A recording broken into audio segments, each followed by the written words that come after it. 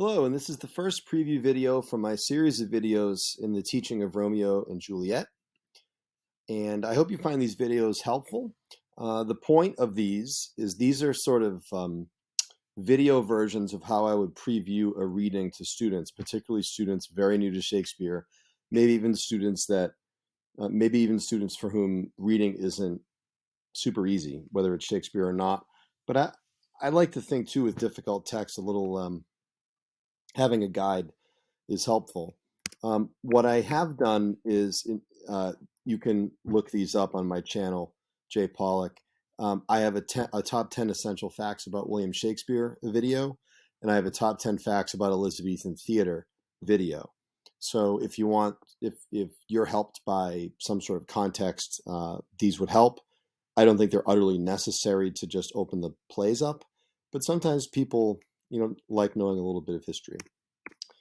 The first day of Romeo and Juliet, I'll often have my students probably watch those videos I made on their own and take notes. There'll be some kind of quiz, but the first day we look at the opening sonnet and just the first opening pages of the script. The version I read is here on the left. The version I teach my students is the Folger version. It has decent notes, little summaries of each scene, but really it's inexpensive. That's really the big push. If you're looking to spend a little more money, the Cambridge School editions are excellent, and they have lots of guidelines. They have lots of really good there's pictures. That's why we like Shakespeare, for the pictures, right? But there's all kinds of exercises, writing prompts, notes on history of the play, notes on staging of the play, different pictures from different productions. So there's a lot there, I think, for a student to write about and think about, and for a teacher to teach. But all my line citations and all my references will be from the Folger.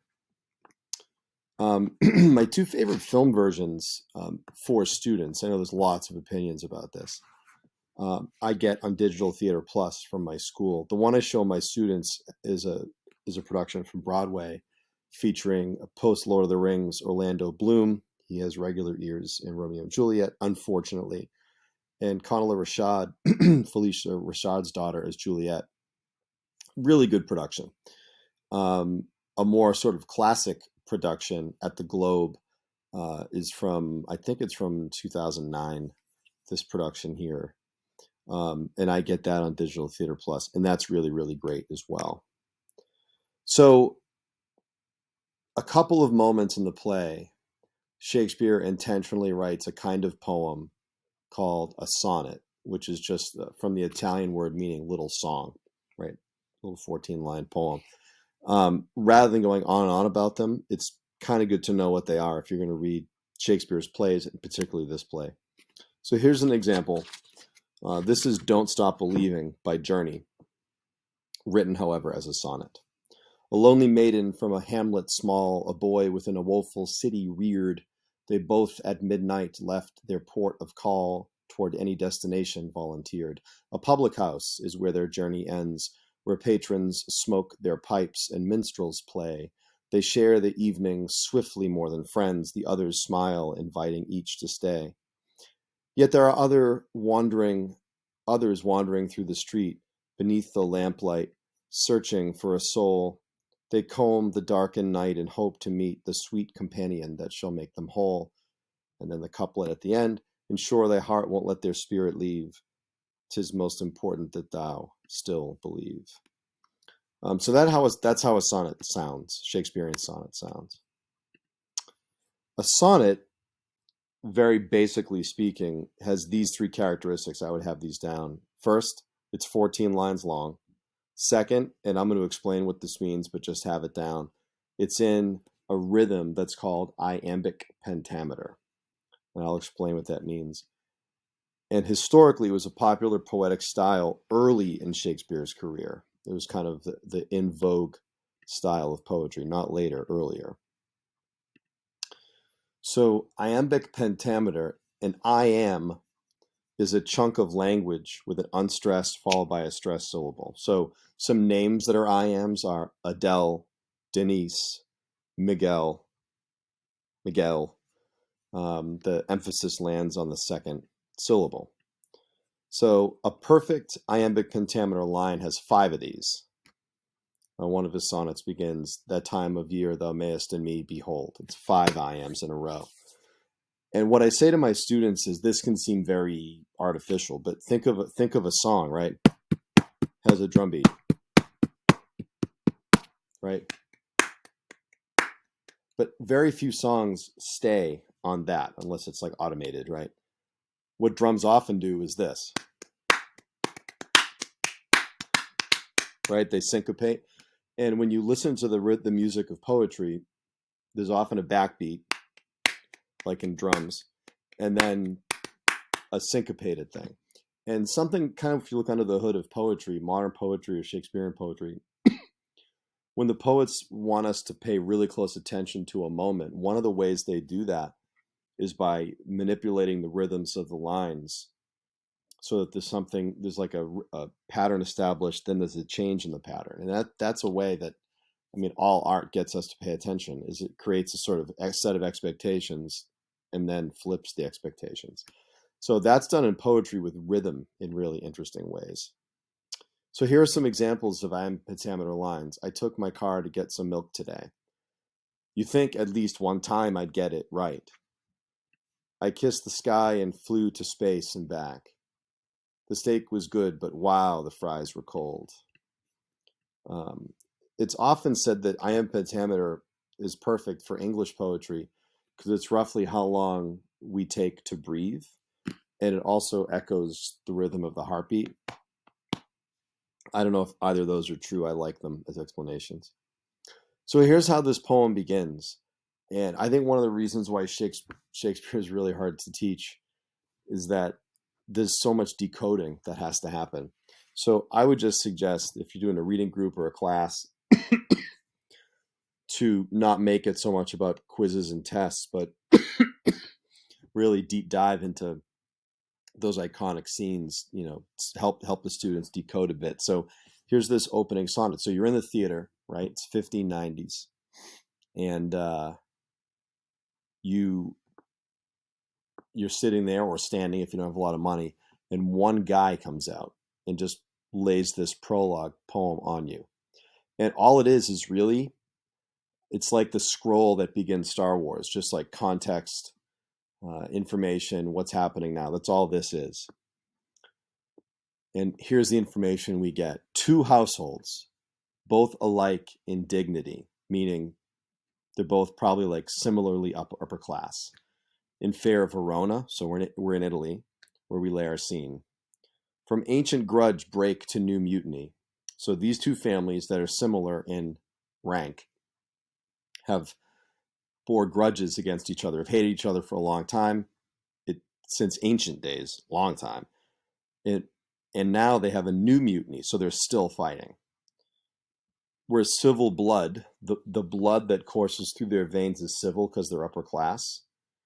But because they fight and they actually spill their blood, the blood ends up on their hands and it makes them unclean. So they've been fighting forever and they're still fighting. So you get these 2 families that hate each other. From forth the fatal loins of these 2 foes. So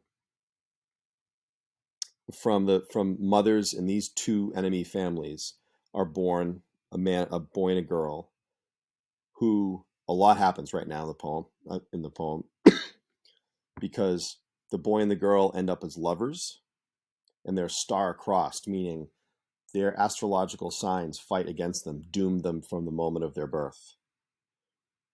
And it's not only that they're doomed, we're told on line 6 of the play that the 2 kids from the 2 rival families will die, and we're told how they're going to die, that they're going to take their life. This is the most famous spoiler in the history of literature, by the way. And it's Shakespeare just saying, I'm going to tell you really everything that's going to happen at the end and still make you care, because that's how good I am.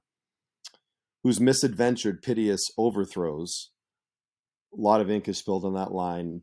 You don't have to worry about it because it's explained in the next line. But these kids go through all these struggles that are supposed to evoke pity in us. Do with their death bury their parents' strife. So, man, that's tough. The only way these 2 families are going to stop fighting is if their kids kill themselves over it. And we're on line, 9, 8. The fearful passage of their death-marked love and the continuance of their parents' rage, which, but their children's end not could remove. Not means nothing. So think about what this says. These two families hate each other so much that the only thing that could stop the parents raging is their children's death. And all of this, all of the grudging and the mutiny and the fighting and the lovers and the suicide is now the 2 hours traffic of our stage. This is what we're going to do. The which, if you with patient ears attend, what here shall miss, if you didn't get everything in this little poem, what here, if you miss it, our toil, our work will strive to mend. We're going to explain all this, right? So I think it's really good to revisit this. My students learn this by heart, and we do that together with like hand motions and stuff in class. But yeah, the poem begins with a sonnet that basically says, here's where we are, here's the history of where we are, here's what's going to happen at the end. So the first act, the first scene is what I focus on the first day. And like a lot of Shakespeare plays, and I always say this, of the major ones, I think only Richard III begins with the actual protagonist. You have somewhat nameless servants of one of the families sort of hanging out in the street, and they intersect with servants in the other families, and it gets anachronistically like West Side Story. But this is, I take my time. I think it's wicked easy to skip the first couple of pages of the script because it's based on wordplay and puns. So, and I think the wordplay would have made sense to the audience. The first line is, Gregory, on my word, will not carry coals. So right away, if I explain to students, carry coals means to just sort of suck it up, to suffer humiliation. Okay, so one of the characters, I won't do that. And the other one says, no, for then we should be colliers. That's like a real carrier of actual coal. So the poem begins with one guy using a play on words, the other guy not getting it. And then it goes from that to choler, anger, to collar, like the hangman's noose. So within a few lines, we go from, I don't want to just suck it up and suffer the humiliations I'm suffering, which, by the way, we don't know about here, to all these plays on words, to then tough guys speak about the rival family. And the Capulet servants call the rival family a dog of the house of Montague. To then, where it gets really dark, about what they're going to do to the rival family, and particularly what they're going to do to the women of the rival family. I will thrust his maids to the wall. Maids are their word for unmarried girl, right? A virgin. The first page and a half of this script, I take my time discussing. I had the principal of my school, I think it was principal and assistant principal, walked in several years ago for a surprise observation. And I did it anyway, because I think the beginning of this, and it's much easier to see an example and hear an example of it, but the beginning of this play shows us how language can go from just puns and plays on words to violence, to rape, to sexual violence. That this is a world where people can get very violent very quickly. So even if you don't understand all the words, you're going to see that play out. The prince shows up, and he's sort of the cop, right? He's the person who's meant to maintain order, because a huge fight breaks out, and the prince gives this long speech. And these are the two lines that hang over the play. Go to Act 1, Scene 1, line 98. And I tell my students to underline these lines. Prince says to both families, if you ever disturb our streets again, your lives shall pay the forfeit of the peace. So any other conflict that is to come, any choice that could lead to conflict, is a life and death choice. That's wicked important. Okay, we then meet Romeo. Romeo is not in this fight. He's not around, and Romeo's parents, the Montagues, are worried about him. He seems kind of out of it. his cousin Benvolio tells the parents, I will figure out what's wrong. And I walk my students through this really nice scene because I think it's an example of there's lots of moments here that might remind students of moments they themselves have lived. Benvolio just says, good morrow, cousin. And Romeo says, is the day so young? He obviously literally knows what time it is. So Romeo, the first thing he says is sort of either he's out of it or he's being sarcastic. Benvolio, yeah, it's 9 o'clock. And Romeo says, sad hours seem long.